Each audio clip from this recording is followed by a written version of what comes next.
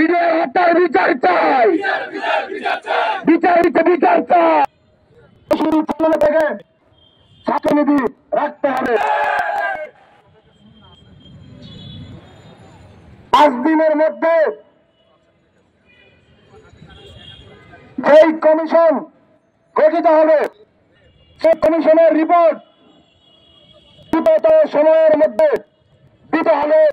কারণ আমরা মনে করি এই বিডিআর হত্যা নিয়ে ইতিমধ্যে দেশ অফিসারেরা দায়িত্বপ্রাপ্তদের অনেকে ইতিমধ্যে রিপোর্ট তৈরি করেছেন। দ্বিতীয়ত, বিস্ফোরক মামলায় ছেলে ধরে মারছেন তাদেরকে সময়ের মধ্যে ন্যায়ের মতো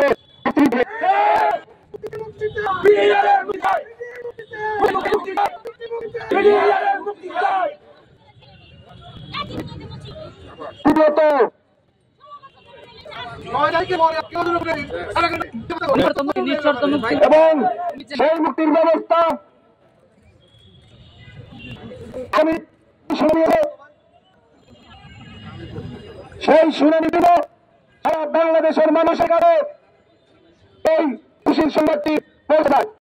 প্রতিবাদ জানাই এবং আমরা সমবিরোধী ছাত্র আন্দোলন মনে করি এটি বাংলাদেশের স্বাধীনতা এবং সার্বভৌমত্বের জন্য চূড়ান্তভাবে হুমকি স্বরূপ।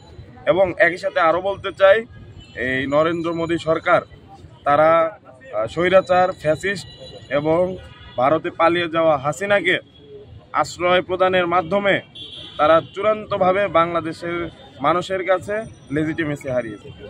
দেখুন, বিভিন্ন ইস্যুতে কিছুদিন আগে কিন্তু আমাদের অন্তর্বর্তীকালীন সরকারের পক্ষ থেকে প্রতিবাদ জানানো হয়েছে এবং খুবই বোল্ড স্টেটমেন্ট দিয়েছে।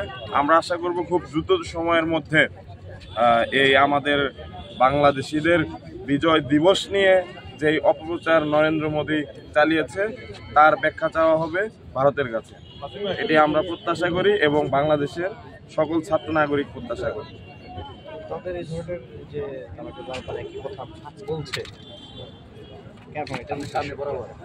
দেখুন, এটির মূল উদ্দেশ্য বাংলাদেশের যে অস্তিত্ব সেটিকে খাটো করে দেখা। এটি স্পষ্ট, বাংলাদেশ তৃতীয় বিশ্বের প্রথম দেশ হিসেবে সশস্ত্র যুদ্ধের মাধ্যমে স্বাধীনতা পেয়েছে এবং যার একটি ঘোষণাপত্র ছিল। এর পূর্বে ঘোষণাপত্র দিয়ে শুধু